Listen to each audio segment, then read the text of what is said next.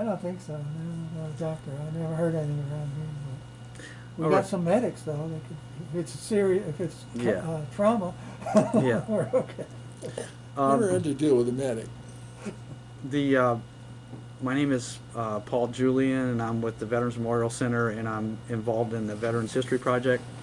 And today we have James Gray, uh, and we're going to interview him on his unique military experience. And we're here at the Veterans Memorial Center Library. And with that, we'll start with James. Where were you born? I was born in Lafayette, Indiana. Okay. And you mentioned earlier, I got a little background, that you were born and your father was a farmer, Yes, and your mom was a homemaker. yes. Okay. And did you have any brothers and sisters? I had a brother Brother. who was 18 years older than I. Mm-hmm. I was a bit of a surprise to my parents. Mhm. I was not supposed to be born. Mm-hmm. And now, since this is like we're a veterans thing, by any chance did your brother serve? He did. Yeah. He was in the Army Police Corps. What is that called? MP, military MP. police. He was Yeah. an MP. And that stuck with him his whole life. He ended up working for the Attorney General of Indiana, Lindley Pearson, as an undercover sting operator Wow. the rest Wow. of his life, busting drug rings and Wow. that sort of thing. Wow. He was tough. Very intense type and stuff. He was ugly. Yeah. I'm a lot more handsome than he was. Yeah. um, then, and you mentioned, again, have the benefit of knowing you a little bit, that you were drafted. Yes. And did your, since your brother preceded you, did your parents have any feelings about, oh my gosh, James got drafted? Yes. Were they concerned, or? At that point, I was my father's only child. Mm-hmm. And there was some indication that was carried through once I did. I was in the middle of graduate programs. I was doing a dual graduate program at Purdue, one in industrial design, and I was doing a second one in cinematography. At that time, that my parents called and said, "You got any plans for lunch? We're going to drive into West Lafayette and have lunch with us." I said, "Okay." We met at a restaurant, and after the meal, my dad reached into his jacket pocket and pulled out a letter, laid it on the table, and pushed it over to me. And I looked at the return address. It was the draft board. April 1st. I was No drafted. no fooling about that. Nothing funny about When I got busy, I was far from done Mhm. with these two graduate programs. Mhm. Foolishly trying to make two of them Mhm. happen in 2 years. I finished up in August of '69. It was a strange week. I had joined the Army. I found out that there was a program whereby if you joined the Army, the only branch that was offering that particular little perk, they would give you 90 days to finish whatever you were doing. Well, that was just enough to Yeah. get me down to the last week of August. Wow. The deal was quite interesting. I had to give them an extra year of active duty. So I was in for 3 years, but I made it through both graduate programs. Great, great. And we'll get more into that in just a minute. Sure. The primary and secondary schools. Well, let me before I go any further, back up. The parents, were they worried about you? Yes, of Yeah. course. I was always referred to by my parents as a miracle baby. Mm-hmm. My mom was not supposed to be capable of having another child Mhm. because of a previous abortion. Mm-hmm. After she met my father, Mhm. a her husband prior to that had got her pregnant, Mm-hmm. and they went for an abortion. Mm-hmm. And consequently, in California at that time, my mom was incarcerated Mm-hmm. and spent 3 years in the women's correctional facility in Chico, California, as a result of having the abortion. The hospital tore out everything she had to save her life. She was internally bleeding because of this abortion, back alley abortionist. And so the word came to the two of them, my mom and dad, that she would never be able to conceive again. Mm-hmm. Yet 30 years later, I was born when she was 45 years old, and quite a momentous, Momentous. ostentatious Ostentatious. occasion. Uh-huh. You're pregnant, Velma. Mm-hmm. Wow. And so I was, but she continued to call me her wonder baby all those years. My brother, my mom and dad were both gone. Mm-hmm. My mom had just passed away, Mm-hmm. and my brother took me outside Mm-hmm. and explained to me what it was all about. That Mm-hmm. mom had been incarcerated, Mm-hmm. had had the abortion, Mm-hmm. and was an inmate Wow. at the women's Wow. prison in California. Wow. So I understood that, why That's a they continued to call me the Very wonder baby. interesting story. Given the times that we have now, and that's such a controversial thing. But Yeah. did you? So you were. So you were in school, and then you got drafted. You were able to finish your 2 majors in the 90 days, and then what year was that you went in? What year was it? 69. 69, and month was in the. It was the last day of August. I reported to Indianapolis, Mm-hmm. and the next day I found myself at Fort Knox, Kentucky, Okay. basic training. Did you have like any relationships that you left behind at that point? I got married the day before. I reported to reception to Oh, did you? this lady that I mentioned to you earlier. And then, of course, I found myself in Germany eventually. And she eventually came. And 6 months later, she was pregnant, Mm-hmm. and we had a baby Mm-hmm. in Germany, Mm-hmm. my daughter. Mm-hmm. The story goes on that after I was discharged in 72, I came home, started teaching. I didn't know what else to do, so I began teaching engineering at Purdue. Was there 5 years. Meanwhile, the wife left the two of us and was living with someone else. So I raised Cass, our daughter, from the time she was about a year old until she was 3, when this lovely lady. Yeah. Yeah. Okay. Came along. Yeah. Thanks, James. Sorry. You entered the Army, and the initial. Okay, you initially went to Fort Knox, Yes, and then basic. and then was there any after that basic the recruit training? James, was there any kind of specialized training? When you mentioned supplies, I think you mentioned supply. Yes. After basic, I was shipped off to Fort Lee, Virginia, Mm-hmm. where I spent 2 or 3 months, as I recall, learning PLL, Mm-hmm. prescribed load list, how to become a supplier of parts Mm-hmm. for whatever unit I was going to be assigned to. For you, for an engineer like you, it must have. I'm presupposing that it must have been a piece of cake. They tell me that I never missed a question in any of the exams.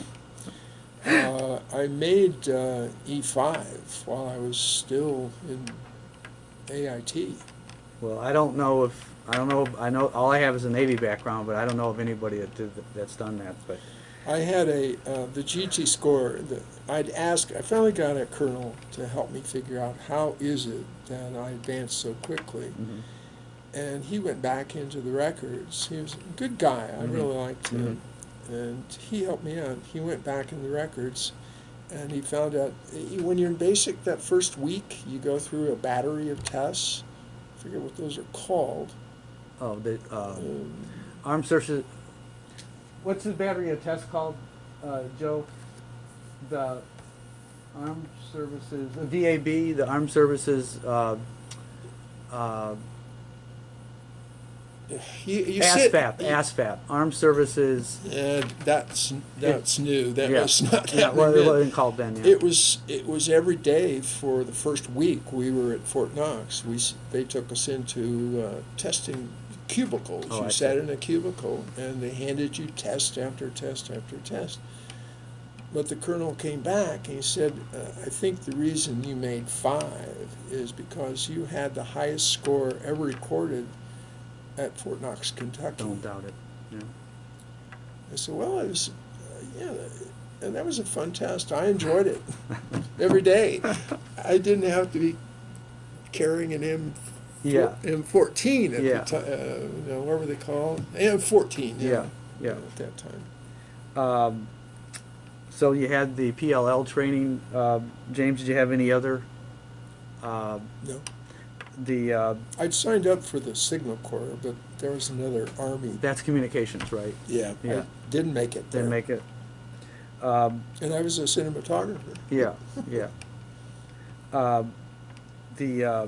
So probably the most vivid memory of the PLL training, why, was that sitting for those, what do they look at your, they try to determine your, what is it called, your, Aptitude. the aptitude, Mhm. right? And that was that the most vivid memory, or is there anything else on that training that was kind of, Of on the Fort- PLL training itself, when you got Of into Fort P- Lee. Yeah. No, it was just going to class and Okay. studying.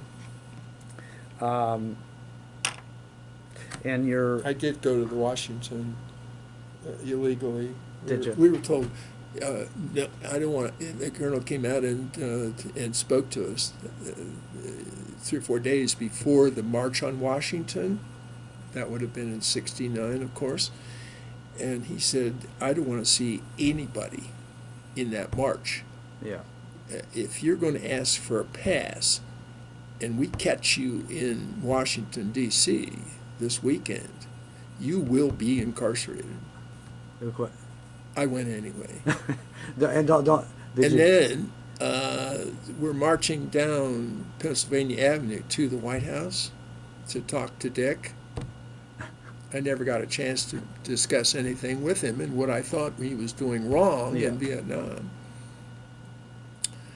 But Wally McNamee, a photographer who worked for Time magazine, took a photograph down the street for the magazine, and there I was And did in that photo. the commander didn't? He never picked Thank up Time goodness. magazine. Thank goodness. And the instructors, were the instructors nothing for the PLL? They weren't any. Okay. And then you qualified then, James, to do paperwork, right? Of supply paperwork, basically. Is that what you were? Repair parts supply for armored unit. Yeah. I was, well, initially I was sent to Fort Riley, Kansas, and there they had no idea what to do with me. I would be picked up in the morning, some guy in a Jeep who would drive me north out to Custer Hill. This is November now. In the And Midwest. imagine this, In the they'd hand me a Midwest. bucket of OD green paint and a paintbrush. Drop me off at this motor pool. There was nobody there. There was a fence all the way around it. He would unlock the gate and then put me inside and locked the gate. I was trapped inside until lunch. He said, and I said, what am I doing? He said, you're going out there and just paint anything that's green. Oh my Put the God. paintbrush down into a bucket of OD green, bring it out, and just touching that cast iron side of that tracked vehicle, frozen. That was the first Army job I ever had. Unbelievable. I was there for 2 months. Unbelievable. And you wasting my time. And it froze. Oh, I was freezing. It was cold out at Custer Hill. Yeah, that's unbelievable. Then they sent, the next thing I knew, I was off to Fort Bliss, Texas, where I was finally attached to a unit. 2nd Battalion, 59th Artillery. That the unit, it was a unit reactivation. The unit in 1943 had been captured by the Japanese in the Philippines, and then the unit was, of course, deactivated. Yeah. They're reactivating it. I got on the bus. They told me you got to get on the bus in the morning, and you go 90 miles north, Army bus, to McGregor Range, New Mexico, where there was training, desert training for this unit that was being rebuilt. I was told to go and meet CW4 Chief Savage. And I walked in on this guy.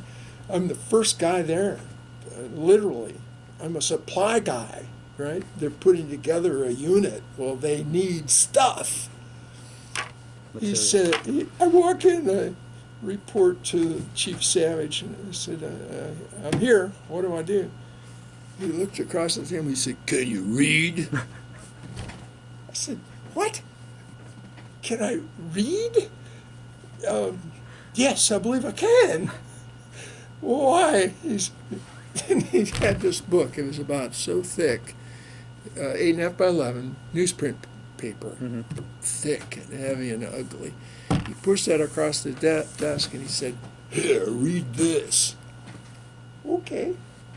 I like the Army. This is grand. This is easy. So some second Louis walked me down to this Quonset hut,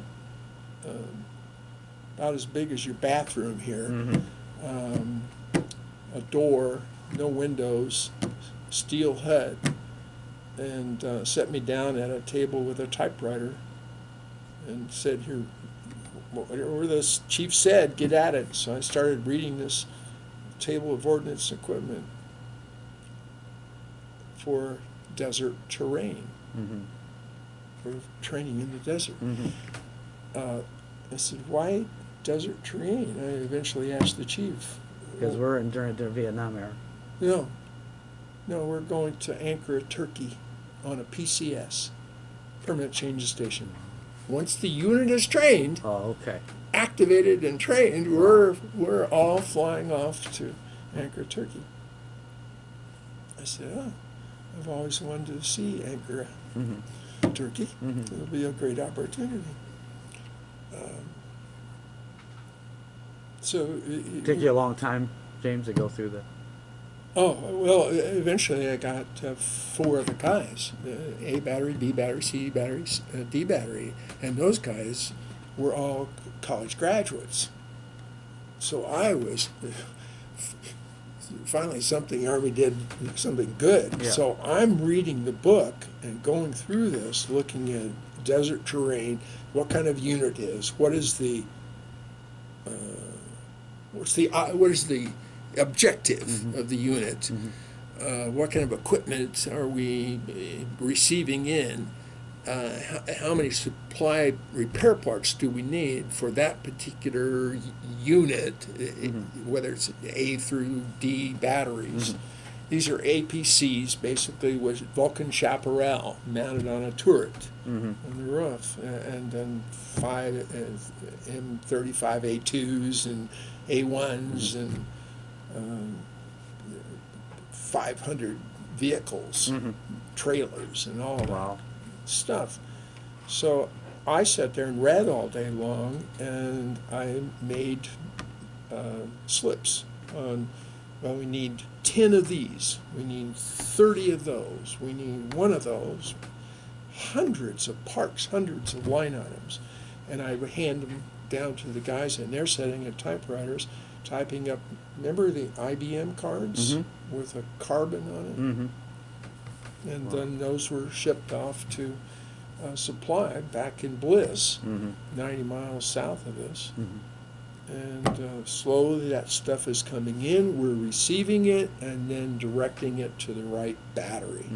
So they gave you, James, did they gave you, as far as you putting together that list, they must have gave you an idea how many. You had to know qualitatively what type of material or equipment you needed, and then you had to know the quantities, right? How did they give you some parameters? Or This book Had all was that. filled with graphs and charts and data. You just had to find it. Because it wasn't But there was just desert judgment- was there terrain. judgment it was, involved? It was all these other conditions. There was you know, judgment- Arctic and well, that's no good. So Yeah. I'd tear the pages out Yeah. and throw them away Yeah. if they weren't of value to us in terms of desert. But there was terrain. judgment involved quite a bit. Sorry? There was quite a bit of judgment involved. No, it was all lettered out. Lettered I out. had to. Find They what was it. threatened me with IG all the Really? time, Inspector General, to see if I was doing my job. Yeah. And I said, you don't have to bother. Yeah, you got it. I'm getting it together Yeah. for you.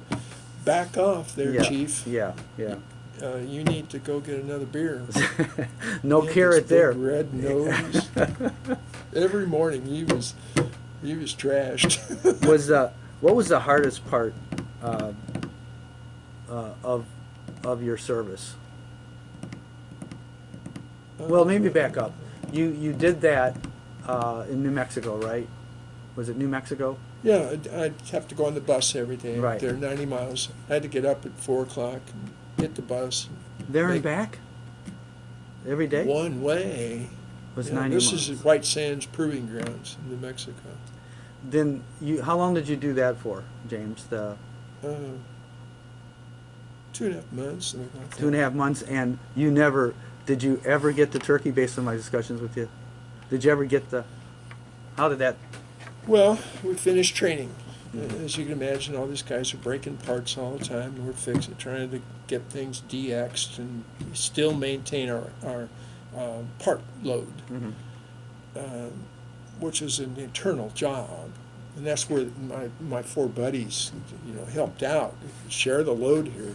This is these guys are breaking stuff as fast as we get it in. They were Southern guys. Yeah. Casual. They're very casual. Right. What you can't get done And today. they would break things Yeah. just so that vehicle wouldn't run. Yeah. Crapola, that's. Let me have that guy for 10 minutes. Yeah. I'm going to straighten him out. Yeah. We saw ugly stuff in that regard. Mhm.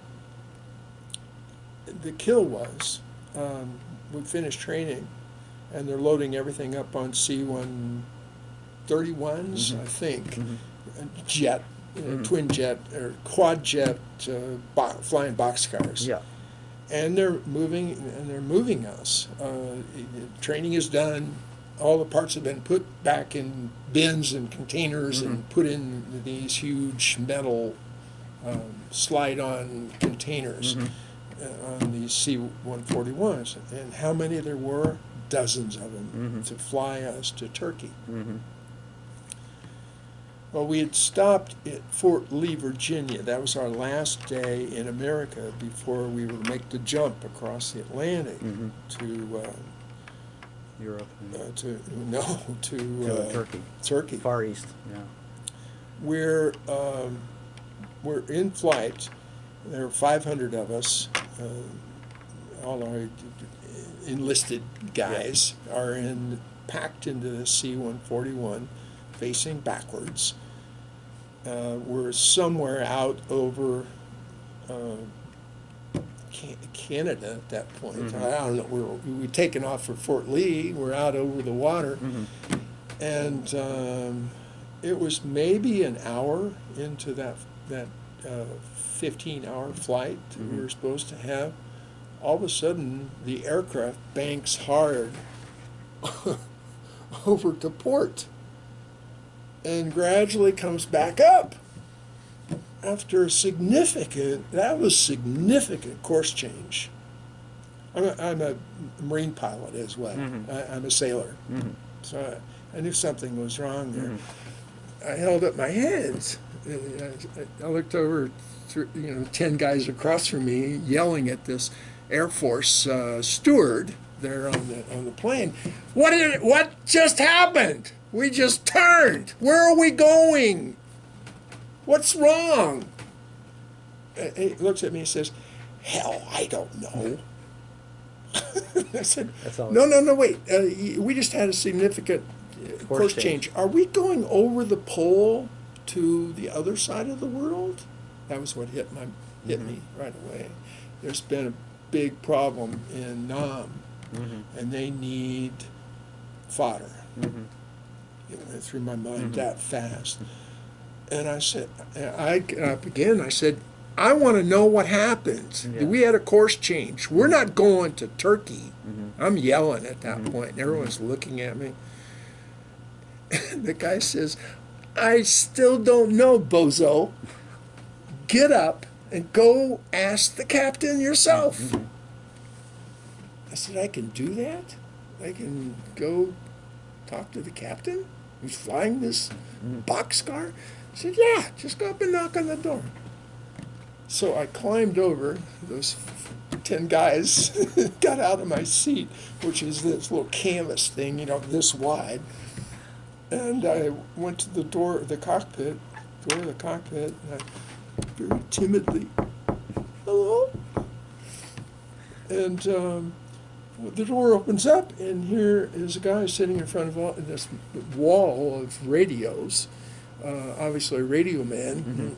He turns around, he looks at me, he pulls one of the earphones off it, and he says, "Yeah, what's going on?" I said, "Hey, we just had a course change. That was significant. I feel like we're not going to maybe the desert anymore."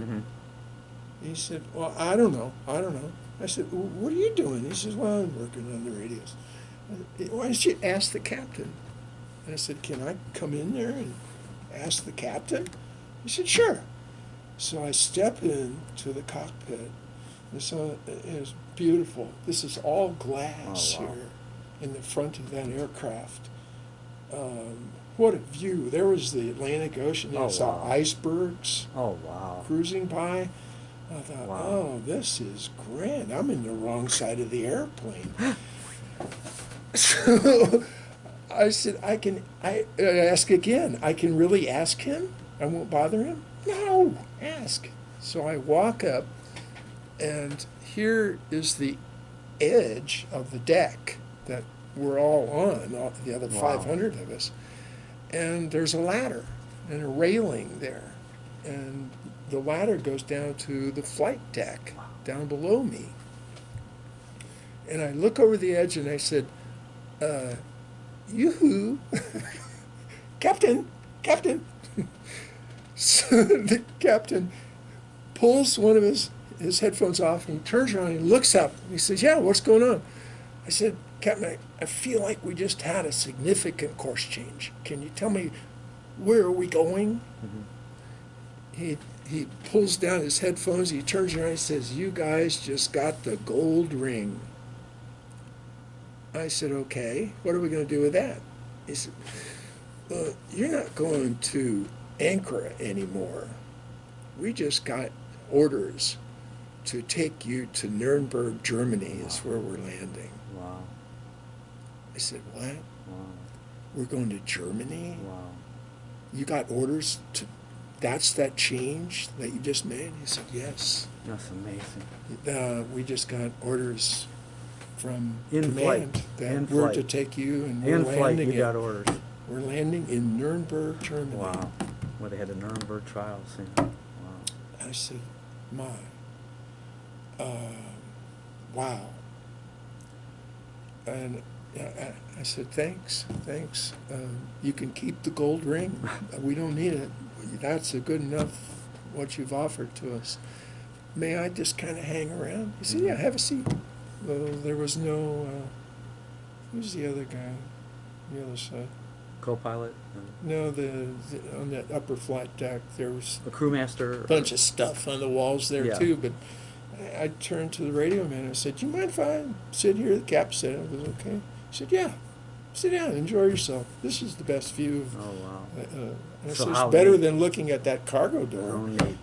And so I rode up there all the way into, he had me go back to my seat before he landed. Yeah, no stops? No, My gosh. And Trains there was away. there was no refueler or anything like that? no, Oh, wow. no, it was, well, he changed to Europe. We were flying into Europe. Yeah. We're 500 miles closer, or How neat. who knows, 1,000 miles. I How don't know. neat. But that was wonderful joy. How long had you been in, James, when you had that flight, when you were flying to your... Well, that was in December, so 3 or 4 months, 3 or 4 months? something like that. And then you were in Germany for how long? 3 years. 3 years. So Yeah. basically the whole enlistment, huh? Yeah, the whole time. And I was stationed at from Nuremberg. They sent us in buses down south of Nuremberg, 10 clicks, mhm, to this little town of Schwabach, mhm. the most beautiful little German town you could ever hope for. Really? Gorgeous, just Really? gorgeous. They put us into a barracks, a 3-story, beautiful architecture, gorgeous building.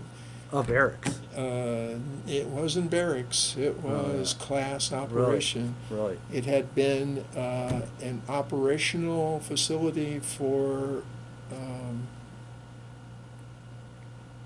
Hitler's Gestapo. It was a gorgeous Wow. building, Wow. so well built. Yeah. Germans know how to build stuff that lasts. Mhm. I eventually rented an apartment in Schwabach, Mhm. just 10 blocks from the caserne Mhm. where I was stationed. The home that I lived in was 600 years old. The building was 600 years old. They build things to last there. Mhm. The town had its birthday while I was stationed there. Oh, 800 years old. Big party. wow. Wow. And of course, I fell into architecture eventually once I Mhm. got home. So is that related to engineering? Is it way away from, or is it architecture? Could you use some of your engineering background to get into architecture? After I taught at Northern Illinois, and I discovered that they were not teaching at all in the high schools there, and especially even on the inner north side, they're very expensive communities, and these kids are not willing to work. Mm-hmm. For me, when I was teaching industrial design in Northern Illinois. Mm-hmm. And that's what forced me out of education into Mhm. finding something else. Well, I'd always been drawing, Mhm. wanting to build a house someday Mm-hmm. for myself and my new wife. My first wife having left Yeah. my daughter and I. 3 years later, Cass was 3, and we met Valerie. And Valerie, we were married Mm-hmm. for 38 years Mm-hmm. and worked together. Yeah. And I said, I started working for an architect in Bloomington, Mm-hmm. Indiana. Mm-hmm. We moved down there. I'd always loved southern Indiana. The the topography is so much more interesting, hardwood forests and caves and all that business. And I got a job working for an architect there in town, drawing for him.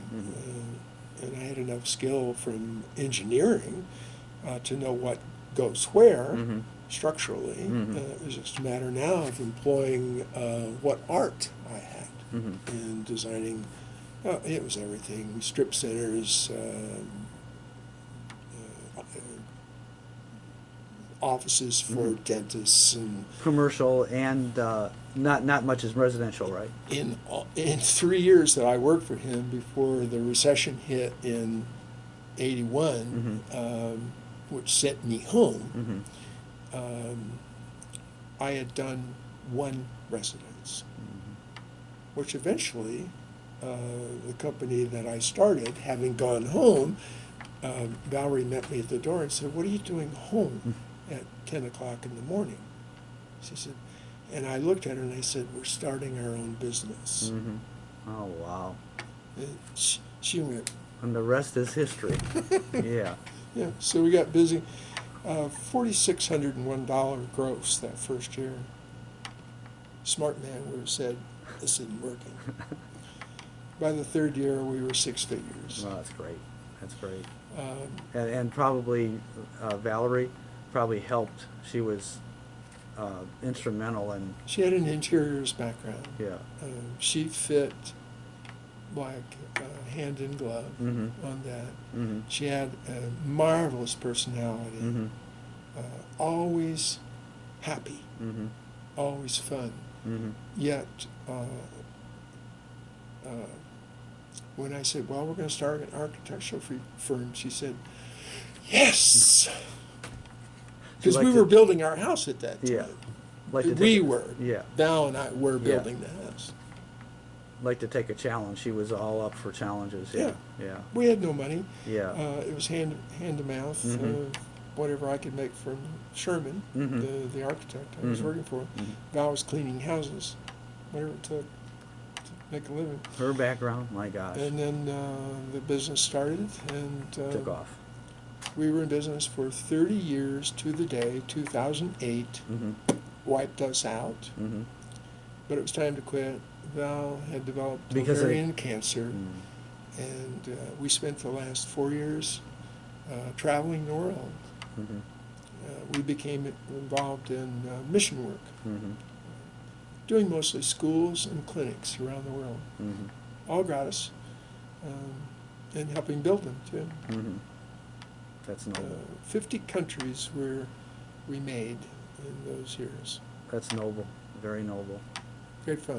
Still doing it today. Well, James, this so we can put an end to this. As far as the into the military part, you were in Germany, and I guess what you mentioned that story about it was pretty basic for you. It's pretty basic what you did. You did supply, and the obstacles you had were, the people was it their you wanting difficulty from where you had to get the parts, then providing it, or what was the? I know I talked to you last time. The hardest part of it all was I could have done so much more for the military had they have sussed it out better. I was nothing more than a tool jockey going to get parts. They gave me a M35A1, and I drove that to Furt almost every day, every other day.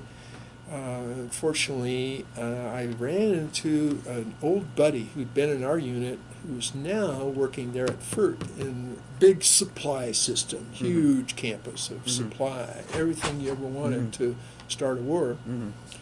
He was the clerk for General Patton, Junior, who was a piece of work. I won't say any more about that. But I had an inside track then. The colonel back at the 2nd 59th was on my case all the time, and I said, "Colonel, you've got to learn to relax. I'm doing this. I'll get you the parts. We'll get that Red Lion unit up. you're yelling at me ain't going to do a bit of good. Yeah. Look at the record. I'm getting those Yeah. things online. Finding the parts is a little bit hard because everyone wants a little payoff. Yeah. They're inferred Yeah. before they'll give me the part. Mm. So it's a trading. And I tried to explain Yeah. that to him. I don't think he ever got that. That Yeah. the Army playing games. Yeah. Um, The system. But now, since I met the clerk for patent, I had carte blanche. Really. Yeah. There wasn't a part that I couldn't get Mm-hmm. to get that damn APC running again. And so that was really for the 3 years, as far as the challenge, that was it, getting through that. Biggest challenge then was I bought a Fiat Europa, a little tiny car from Fiat, and I was determined that I was going to make better time of my time spent in Europe Mm-hmm. by traveling. Mm-hmm. So, and if I get busted for this, I'm coming to you. But I made friends with the battery clerk, and I said, no, this weekend, I just may not be here, okay? O2 parts aside, we don't care, do we? And Frank would say, yeah, what am I doing? I'm signing you in and out? I said, yeah, because they'll know I'm here somewhere if they see I'm signed in. So he took care of me. Yes, I got the job done on Monday morning when I came back, but I would go see Europe. 2 days, that was, or I don't know if you took Fridays off or. Oh, yeah. Well, so 3 days was enough to go pretty far, right? From Oh, where you were yeah, I at, got to Paris. Oh, wow. Amsterdam. In your Fiat. Yeah. Oh my gosh. Buzzing. Wow. Yeah. Wow. Handy little car. Little Yeah. short wheelbase. Yeah. Down, through traffic. Yeah. Um, This you see a few around, a few, nursing to keep it. I bought it for $400 and drove it for 3 years. I changed the water pump. The water pump failed in all that time. And I sold it for $400 Yeah. to the clerk, a Oh, new wow. clerk that came Oh in. wow. So that was a big thing that if nothing else, James, the Army gave you the opportunity to see. See, Europe. Yeah. Yeah. Of course, since then, Val, my wife, Mhm. was fluent in French. Mm-hmm. And then we would take off every 1st of April and spend, the business is rolling. Mhm. We've got 50 employees at that point, Mhm. 40 out in the field and an office crew of 10 or so. And good people, Mhm. and we paid them well, Mhm. very well. Mm-hmm. The jobs that we were getting, we were doing high-end residential Mhm. at that time. Mm-hmm. We owned a cabinet company. We won Kitchen of the Year in Miami. Oh wow. A little firm in Gosport, Indiana, beat out New York, Chicago, Denver, all these other cabinet builders. I submitted one of our kitchens, and we won Best Kitchen of the Year. That's the kind of company Yeah. and the kind of people that worked Yeah. with us. Just that mix. You had the right mix. They were all farm boys. They loved to work Mm-hmm. and learn. Mm-hmm. They weren't city kids. I'm Mhm. sorry. They weren't entitled.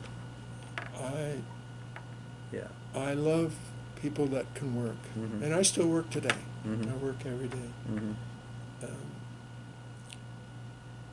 But we fell in love with mission work, and that Mhm. was Mm-hmm. the way we finished it out. Mhm. Val was fluent in French, Mhm. and we fell in love with Provence, and spent a lot of time down there. Before we move. Soothing the wounds. Yes, sir. We move after service. Let's Yes. just. Can you recall the day that the day that your service ended? Do you recall that day? Yes, sir. And tell me about it. What was? They put me in charge of 7 or 8 other guys that are ETSing the same time, who are E4 and less. And I had to get them to Frankfurt and overnight, and then on a plane the next day back to, oddly enough, back to Fort Lee, where I started from. At Fort Lee, it was a long line. This is 72. Things are still hot over there, but still a lot of ETS guys who are finishing up. And we had this huge line going through. Of course, you had to dump your drugs into a barrel over here. And I was watching guys do it, who had flown in with drugs from Europe, and the barrel was overflowing. Seriously? Yeah, because God. they were going to go through inspection to leave the military. Wow. That was a surprise to me. But I had never used any of my leave time. Well, you're paid for leave time. Back then, I assume it's still the same today. 30 days a year. So I collected a couple $1,000s there from this. There's a teller station with bars on it, steel bars. Almost like a bank. That guy slid that cash, a couple $1,000s worth of cash, out to me and said, "Here's your final pay." Wow. I said, "Okay. What am I doing with that?" He said, "Well, you're picking it up and you're going out that door." And I looked over at the door. It was a steel door in that building, of course. And I said, "Okay, hold right there. Let me go look." And I opened the door, and it was out into a dark alleyway. I kid you not. With $2,000, which is probably 20,000 right now. I said, You're begging for guys to be hit Right. in that alleyway." Right. He said, "That's the only way you're going to get to the airport." Okay. So I bet you got So there to real walk quick. down that alleyway with that cash in my Yeah, I pocket. bet you got there real quick, huh? I was never afraid in the Army until the last 10 minutes. And from there you got to the airport, huh? Got in the airport, flew home to Indianapolis, my mom and dad, Yeah. So, and I got to see my wife, albeit for only another 6 months, and my baby, Cass, and of course, Mom and Dad got to see Yeah. their granddaughter, yeah. and There it is, right there. then I was gone and out looking for work. What year was that you left, James? 72. 72. Yeah. Did I imagine you were well received by your family and Oh my, yeah. yeah. My dad, I can tell you this story. My dad, when I was stationed in Kansas, I told you that story. What an incredible waste that was. That was my first time I had really joined the Army, or I received a job out of school. And there I was, reporting to a battery clerk. He took my 201 file, of course, and we're all set. Morning, Colonel. And then I stepped away, and he said, "What are you doing tonight?" I said, I have no idea. This is new turf. I just got here. Why? He said, "Well, we're having a party over at my house. Why don't you come?" Nice. I said, "Yeah, I could use a party.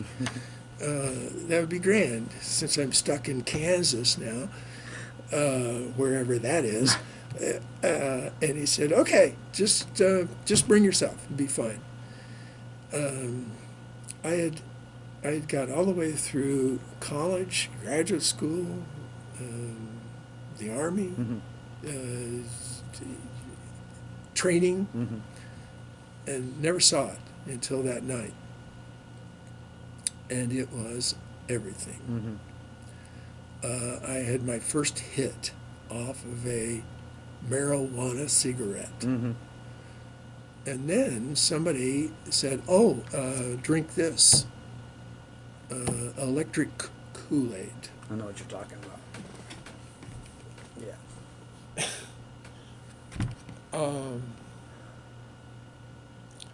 And I guess I was depressed. Mm-hmm. You know, I wanted to be working. I wanted to be designing stuff and creating things. And here I am, I'm painting steel Yeah. in the bitter cold. What is wrong with these people? So it was easy to get drugged up. Yeah.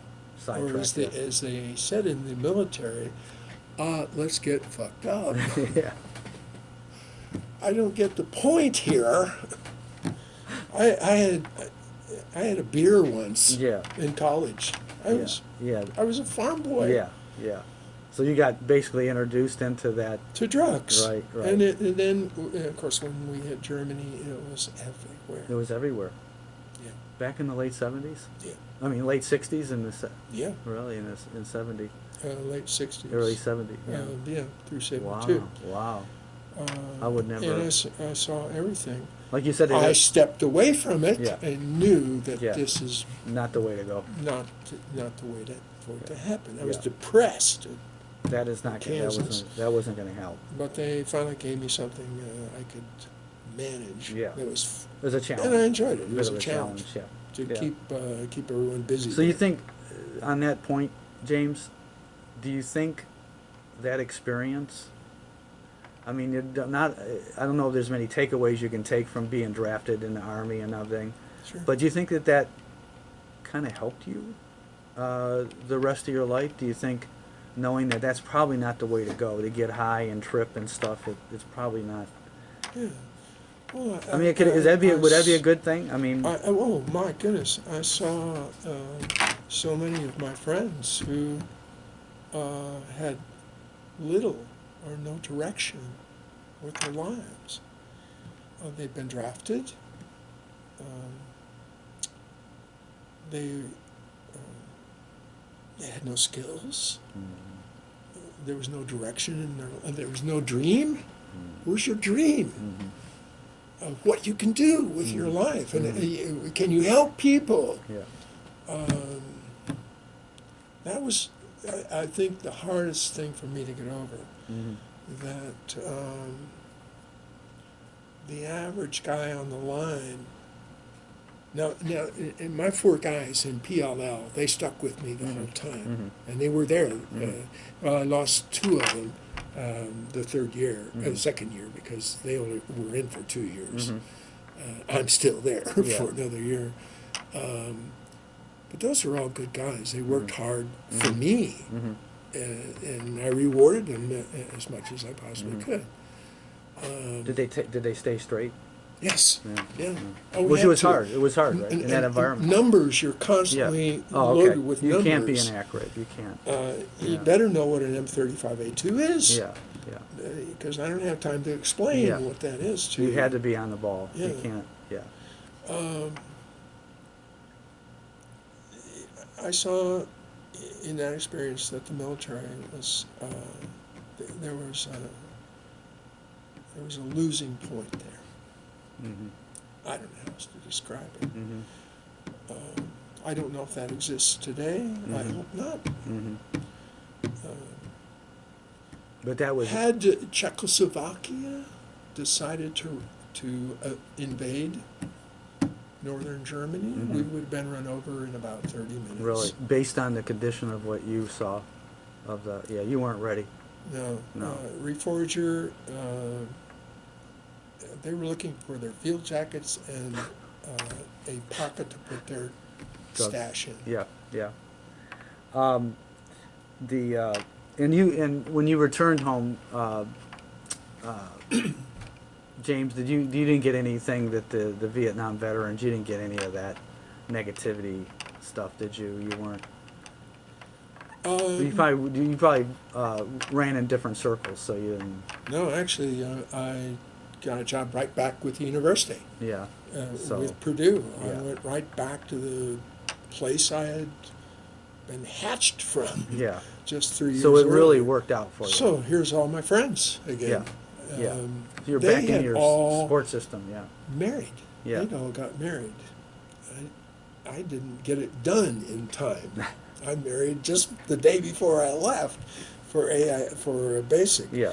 But they're all still there, and there were lots of guys that didn't want anything to do with me then, Because of you were drafted. because I served in the military.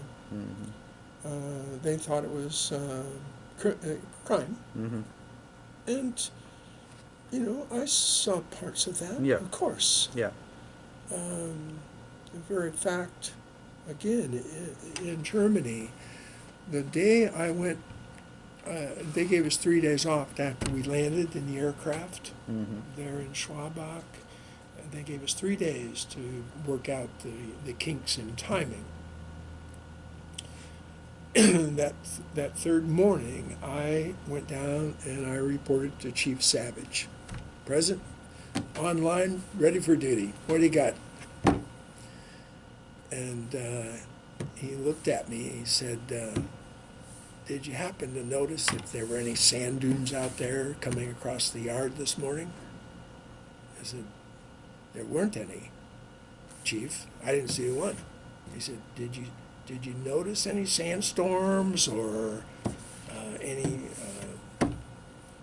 unusual out there? What'd you see? I said, well, I saw mountains and pine trees. He said, guess what?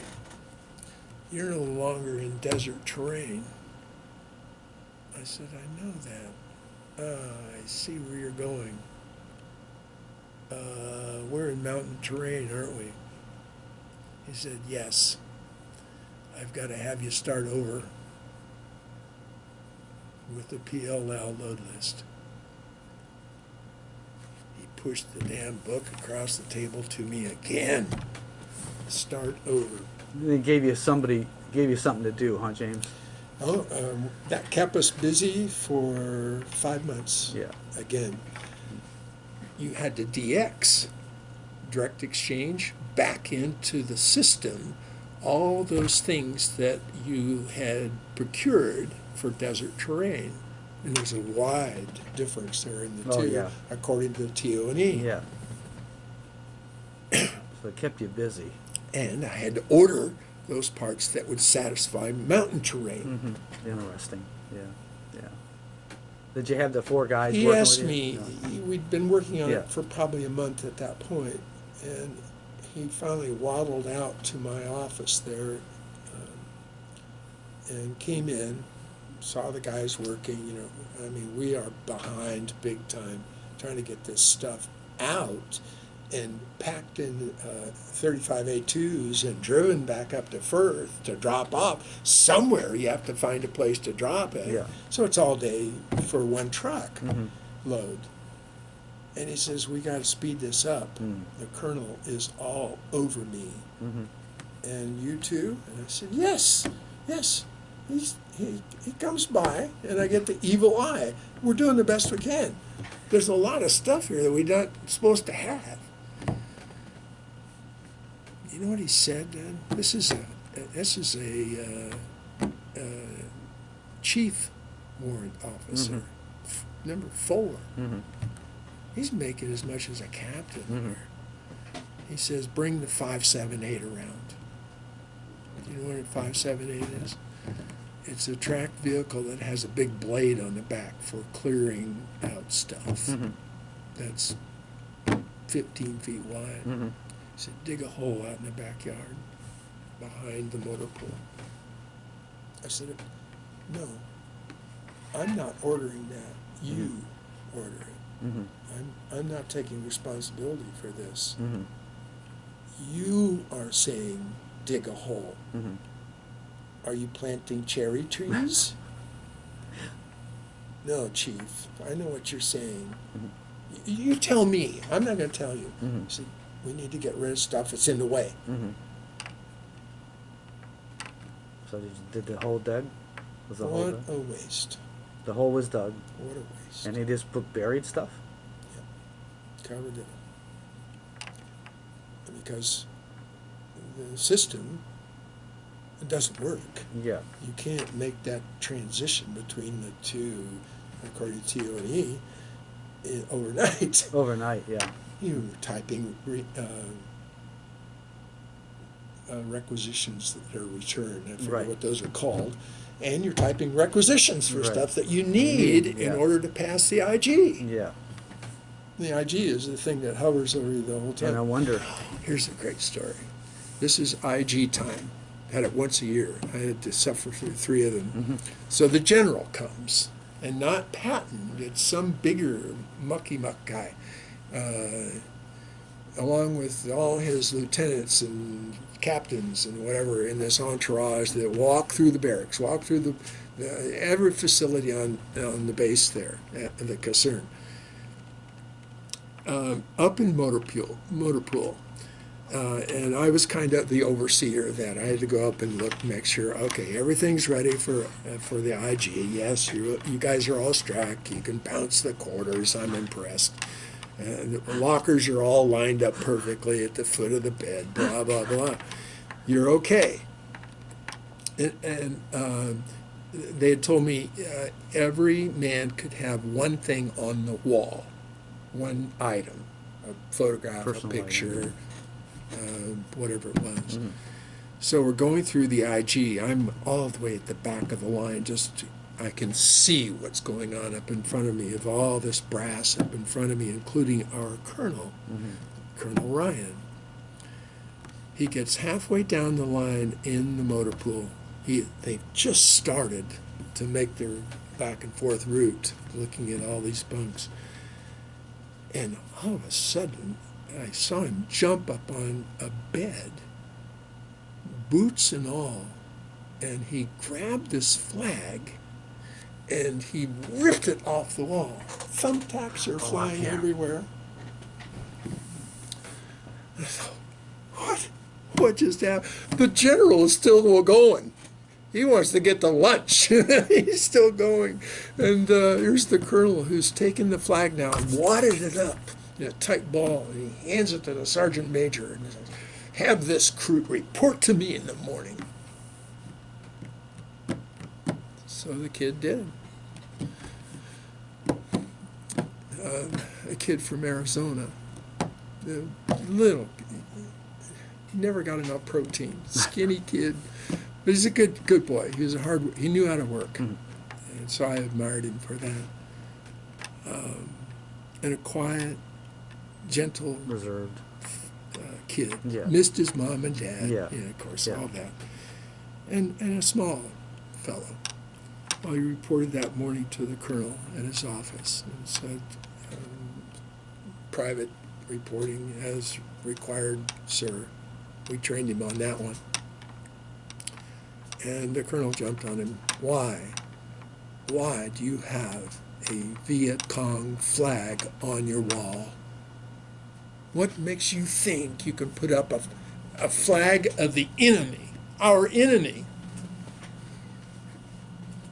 The boy is shaking like a leaf from the report that we got from one of the orderlies in the room at the time. Shaking like a leaf, he says, Colonel, I don't know what a Viet Cong is. I don't know what flag you're talking about, but you took my flag. He said, I sure as hell did. You're not getting it back. The kid says, but sir, it's my flag. It's the flag of the state of Arizona, which is red and blue. Only difference is there are yellow sun rays coming off of the center of it. Well, imagine, look at his face. Oh my, how I was a battalion photographer as well. I'd have to take photographs with this 2¼ camera that they loaned me of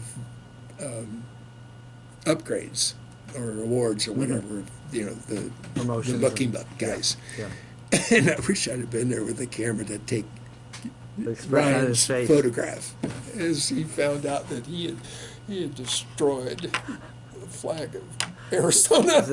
That must have been like one of the most craziest times, right? When you're, you know, yeah. It's almost like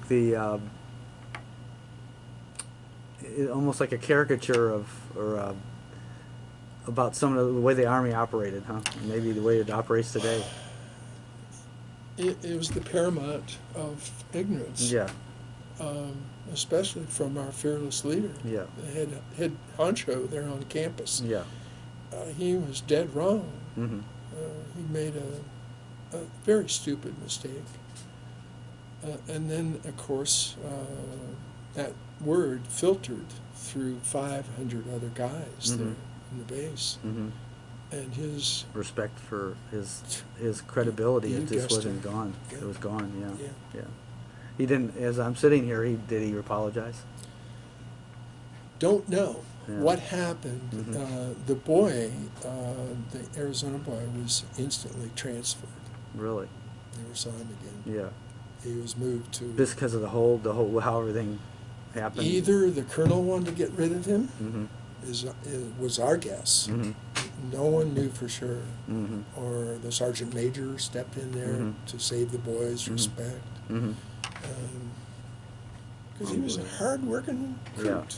Yeah. He didn't understand the Army. But Yeah. he was doing the best he could Yeah. with what he had to work with. Yeah. Being moderately educated. Yeah. Young Sheltered, man. probably a sheltered type. Yeah. Yeah.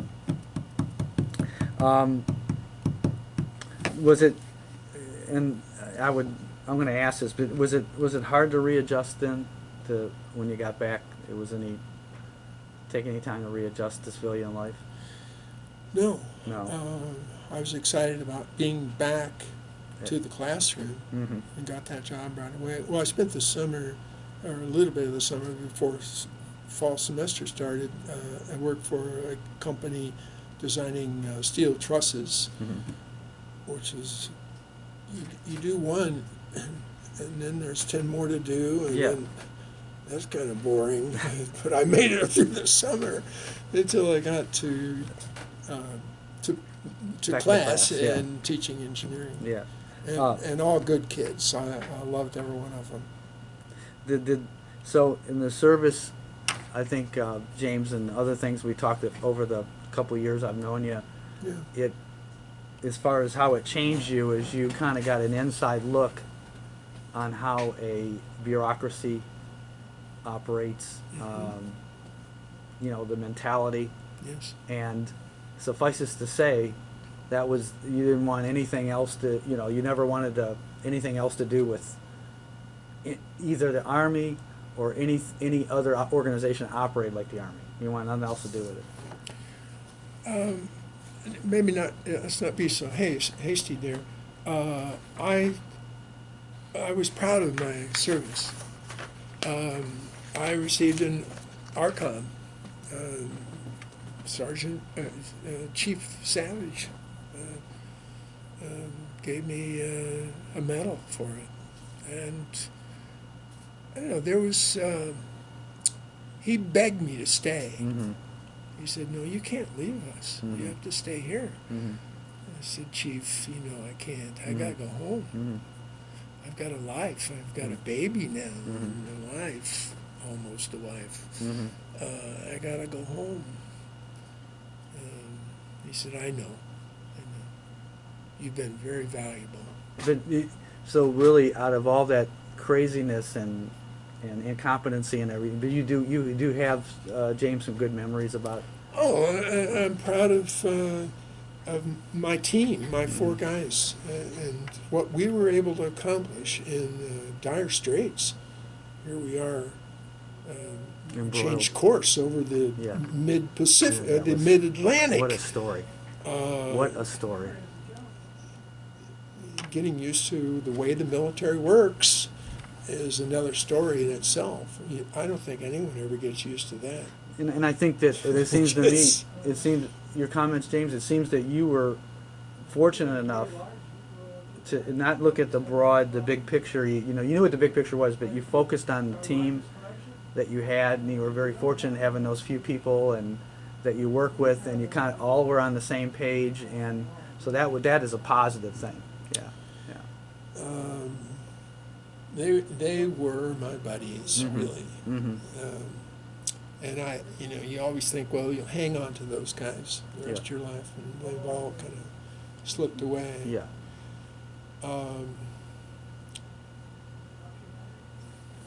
Something I didn't mention, the saddest thing that I saw in my 3 years was the day of graduation from AIT.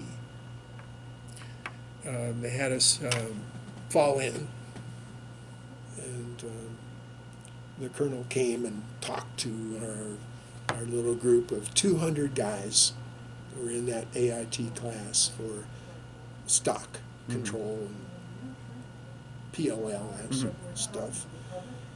And then they said, well, we're handing out orders.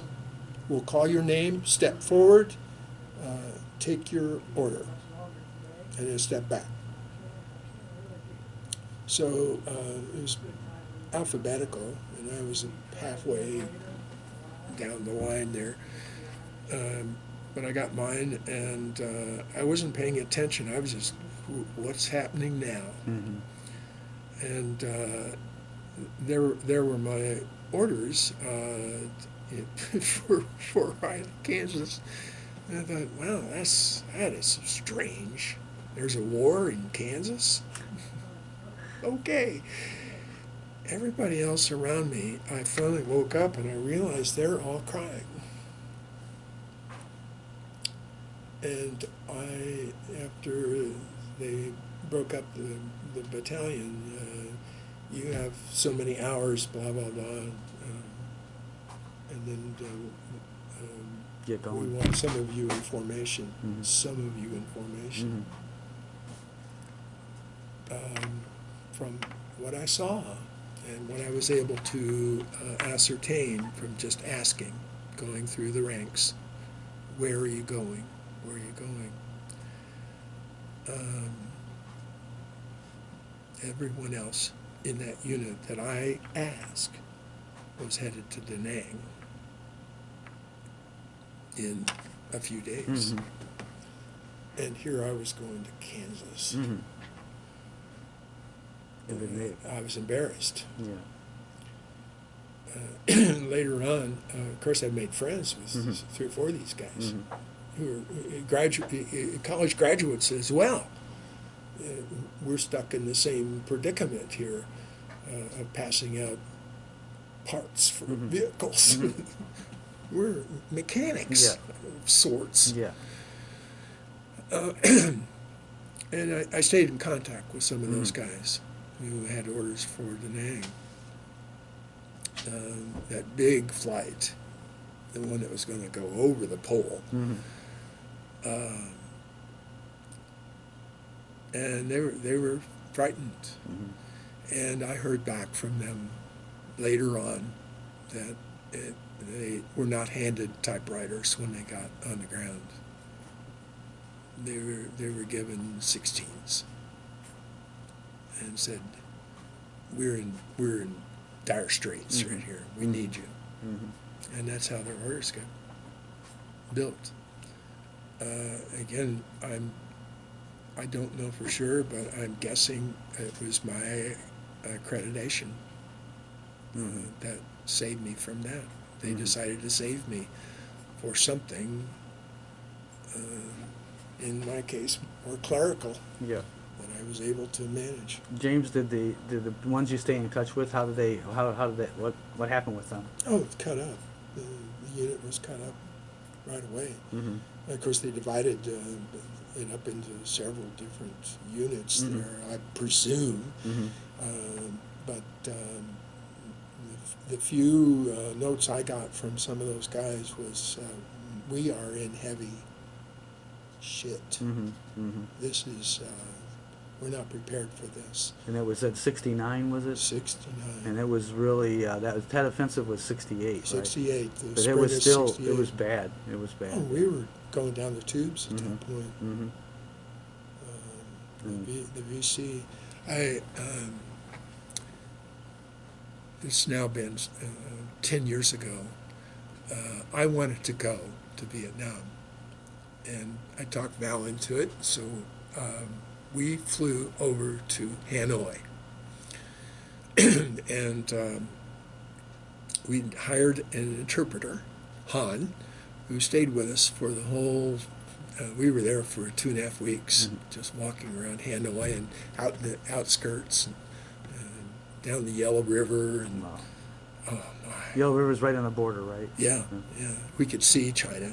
Wow. But downtown, all of this is now mercantile. It is all mercantile. Business, huh? Come by sometime and step into my collection of things that I'm a knife collector, and I bought several knives from vendors. I said, and I asked over and over again, Han, does he have to share this with the state now? What I'm giving him a little bonus on the side. He said, oh, he was embarrassed. He had been in the war as well as a foot soldier, and he was timid about answering my question. He said, no, that's all theirs. I said, is this now a free and open market? And he could hardly answer me. He said, yes. I said, Free and open market. There isn't any, what was the stuff you were trying to import from China? Is that kind of gone? You guys are no longer doing that? We saw the rice paddies that had these ropes and string and torn bed sheets lining out this particular rice paddy. And I asked Khan about that, and he said, that's what he owns. That's his own rice. That's his. Yeah. Val, my wife, turns to Han and says, you know what, if I'd have known this, I could have stopped this war in 1 week. We would have taken 3 747s, loaded them up with women from the United States with credit cards, and sent them to Hanoi, and it would have turned the country around.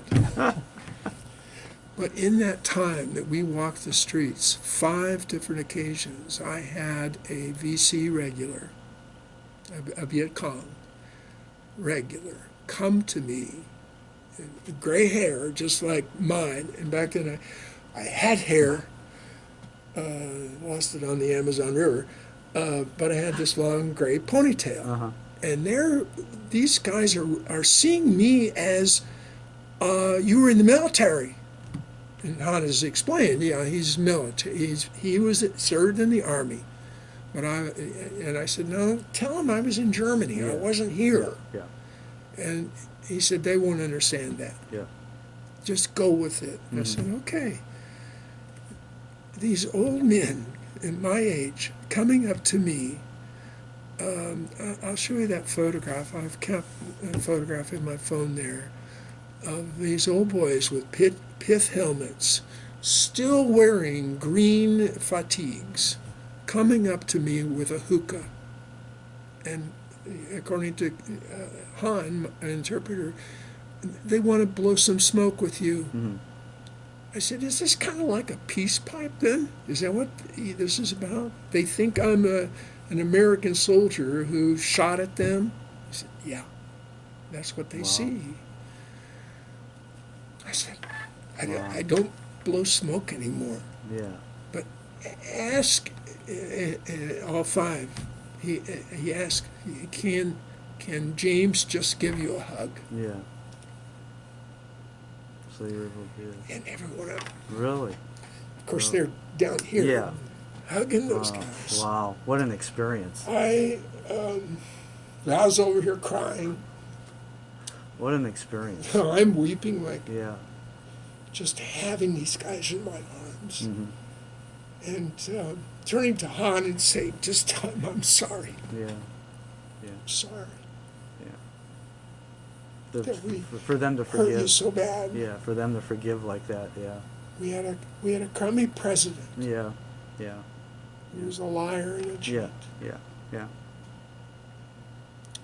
Was that was that the only time that you've been back, or? To Vietnam. Oh, the only time shouldn't be back. Is that the only time you've been to Vietnam? I've been to Southeast Asia now 3 or 4 times, 3 or 4 times. shooting film. We've designed schools in Cambodia, Thailand. I've been back many times, but only just that one time to Hanoi, only because I've been sequestered. I'm busy now. Yeah. I've got to put Yeah. together a school or Yeah. a clinic for someone there that can't afford it, and working mostly with schools and little clinics, And this- mission projects through Christ. Yeah. Val and I both became Christian, and we did that the last 15 years. You're in the way the mission photo, James. You're a nonprofit, Yes. and that's what your mission. You're giving to people that are in need. We're very fortunate in business, and I can still afford to do this, and I love it. We're building a school right now in Haiti. I wish. We've been there 3 times working on the first building, masonry and steel.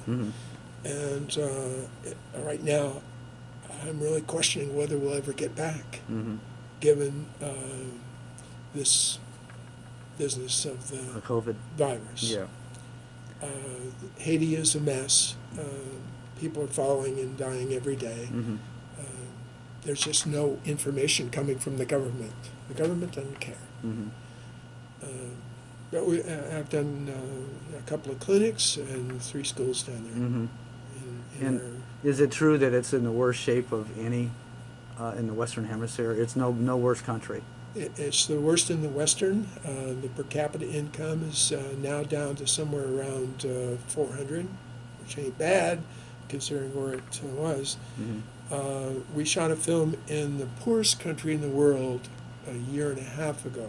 We were in Malawi, Africa. Per capita income of $100. You can't live on $100 for a year. No. Little kids in the street, constantly begging. We shot the film for a group out of Daytona Beach who are doing some nice things there. We're essentially advertising what they're doing and helping raise more funds so they can get more rice and more beans into those areas. But we saw kids that the deal was you had to bring a pan or a plate if you wanted to get some food. They made that rule. The only way we can serve you is if you have a receptacle. And of course we saw everything. But the worst one of all, and the most unusual thing, a hubcap off of a car. Where? We saw no cars in eastern Malawi where we were working. All along Mozambique and Malawi is right there, its neighbor. There's nothing there. There are no cities, no towns, no industry, all agricultural. It's what you can grow to survive. And this one kid shows up with a rusty little hubcap from a car. Where did he find a car? There, we would pull in these trucks, this big, huge truck that was loaded with the rice and the beans and cook pots, and the village women would come and build a wood fire under these pots. We fed in 7 days. That team we were with, 15 people, volunteer people, mostly from Miami, were capable of preparing and serving 50,000 children that week. 50,000. One meal for that year. That's like about 7,000 They a go day. back every year, Mhm. and they feed one meal. And I talked to the director. I said, you know, I don't think you're getting the point here. You can't give a kid a meal a year. Mhm. Why not devote yourselves just to gathering the food and ship it over in chunks? And the natives are doing a great job. Mhm. The Malawian women Mhm. are up to their elbows in stirring rice Mhm. in those wood fires. Let them run the operation. Mhm. You just provide the food Mhm. so that at least they have a meal a week. Yeah. And I couldn't get it. They're working on going back right now again A for meal one a meal. year. I 50,000. I've worked in missions now for, well, Val and I were, of course, the two of us, Mhm. but it's been 25 years now. We've been working in missions, and we've seen everything. Nothing like. Abject poverty, Yeah. but this, Yeah. we don't make sense as a people anymore. I think we've lost control of decision making. Mhm. What is going to be the most viable way to solve problems? Mhm. Yeah. It's a frustrating Yeah. thing for me. Yeah. As you That's can the downside see. of it. Is a downside of it. Is there anything anything else that you'd like to share, James, that about your service or your or anything in general that you'd like to share that we haven't talked about? Do not be deceived here. I love my time in the military. I'm glad I had an opportunity to work every day because I'm not happy unless I'm working. Mm-hmm. That was a great experience. Mm-hmm. I saw, unfortunately, lots of shortcomings Mm-hmm. with the military. Mm-hmm. We're not a smart people. Mm-hmm. I'm sorry to say. Mm-hmm. I think we've lost something in the last, I don't know, 20 years. Mm-hmm. Education is not doing its job. Mm-hmm. I don't know what happened to education. I had to get out of it Mm-hmm. when the dean is asking me to change grades. Mm-hmm. No, the kid is a failure. I Mhm. gave him a D Mhm. just to move him on because I don't want to see him again. Right. He's an F student. Right. What you're bringing me here, and then you're giving him an A. Yeah. I'm not doing it. Yeah. I'm leaving. I'm Yeah. out of here. Yeah. You're not doing education here. Yeah. And I think that probably goes back to the grade school, the high Mhm. school. Mhm. What is happening there? How Mhm. come we're not creating kids that are greedy Mhm. to learn things? Yeah. Yeah. And it is this thing right here. It is this piece of junk Mhm. right there. Mhm. Don't buy your kids one of these. Mhm. Do not do it. Mhm. Force them to read first Mhm. and do math 1st Mhm. and make decisions with their heads Mhm. first. Mhm. This Good thing point. is destroying us. Good point. I think it'll The automatic society. it's taking us down. Yeah. Yeah. It's a great convenience, Yeah. but We unfortunately shouldn't be it's become substituting for critical a horrid thinking. toy. Yeah. Yeah. Yeah.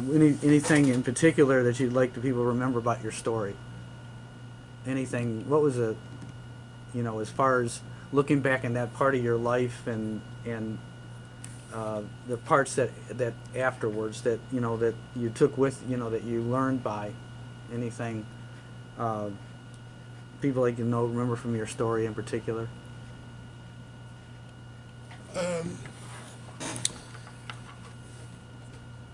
By and large, Mm-hmm.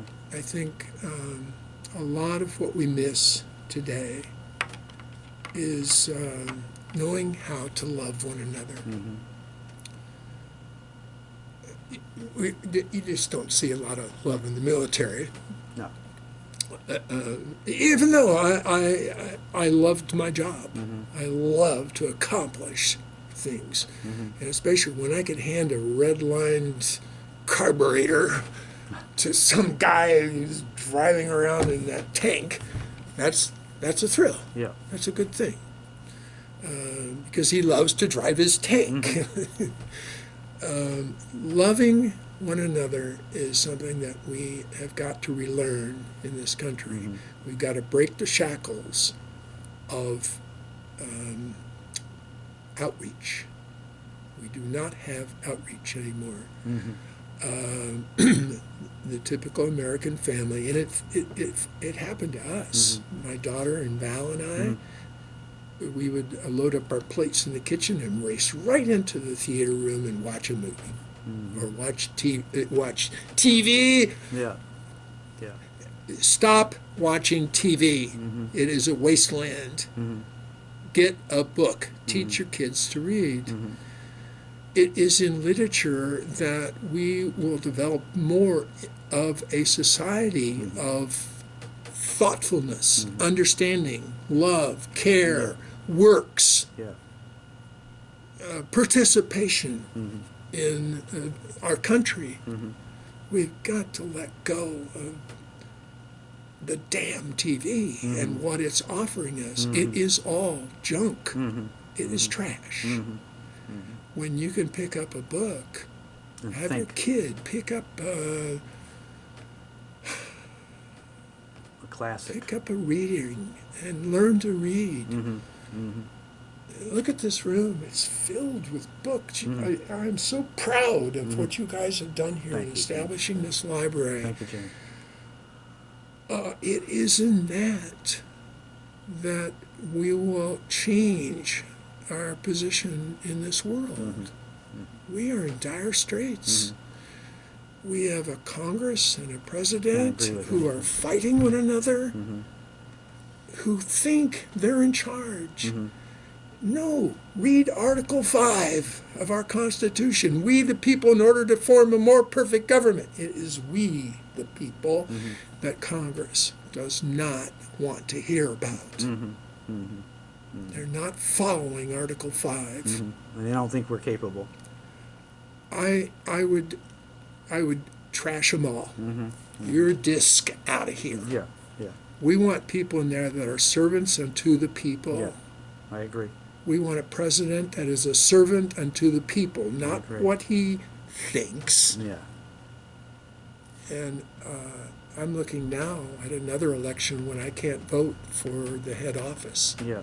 I couldn't last time, only because I know what that couple did in Haiti. And I didn't. I thought the other gentleman was a little bit too far into sex. That's not my idea of a president. You're not a leader. When Val and I were going to Paris, all those years ago, in the afternoon, 2 o'clock, we'd go to a cafe and sit down for a glass of pastis. And the old boys, it was always the old guys who would break at the same time, in the afternoon. Retired gentlemen, French gentlemen. Val was fluent in French, so I had my handle with me. But they would, oh, you're Americans. You guys are from America. And they'd laugh at us. Yeah, we're enjoying. We love your country. We love your food, and everything is wonderful. The air is so sweet. 10 years later, our last trip to Paris, we were attacked in a most frightening way by some Mauritanians. That afternoon, we stopped at a cafe, and the old guys at the cafe now, they're not laughing. They say, "Oh, you're Americans. Yeah. We're so sorry. Yeah. Yeah. We're sorry for you. Yeah. So definitely need some You're changes. now in as bad a shape as we are. Yeah. Yeah. Yeah. We've lost our country, and I think you're losing your title, country. entitlement to freedom as well." Well, at this point, So I would encourage, more than anything else, that we step away into a new era of education. It truly is going to be the only thing that will save us. And consequently, you know that I'm Christian. Yeah. I encourage all families to attend and get to know Each other. our Savior Yeah. and what He has to offer us, and the challenges He has for us all. Yes. Val and I bit big, and it's just been absolute fun the whole time. Right. When we can see kids at a new school, or mom and dad who go to the clinic and feel at least good for a couple of days. Yeah. Yeah. That's joy.